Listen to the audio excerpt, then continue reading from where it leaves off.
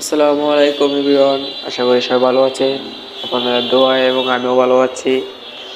আজকে আপনাদেরকে নিয়ে আসলাম একটা ইমোতে কিভাবে পাসকোড দিয়ে দিবেন, যাতে আপনার ইমোটা সেফ থাকে। অনেকে ইমো আছে গুরুত্বপূর্ণ জিনিস থাকতে পারে বা কোনো সিক্রেট জিনিস থাকতে পারে, তার জন্য এই আজকের ভিডিওটা। প্রথমে আমরা ঢুকে যাব ইমোতে ঢোকার পর নিজের প্রোফাইলে ক্লিক করব। ক্লিক করার পর এই যে সেটিং নামে একটা অপশন আছে, এটাতে ক্লিক করে দেব।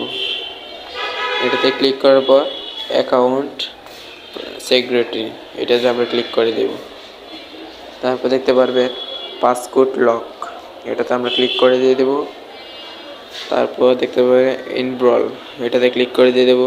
তবে আপনারা যে খুশি যেরকম পাসওয়ার্ড দিবেন, আমি আমার খুশিতে পাসওয়ার্ড দিতেছি।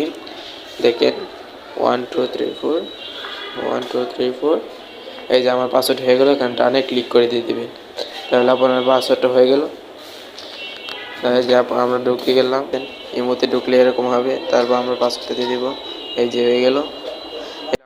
এতটুকু ছিল আমাদের ভিডিও। আশা করি সব ভালো থাকবেন। আর যদি ভিডিওটা ভালো লাগে সব একটা করে সাবস্ক্রাইব করে দিয়ে দিবেন, নিচে বেল আইকনটা বাজিয়ে দিবেন। ধন্যবাদ।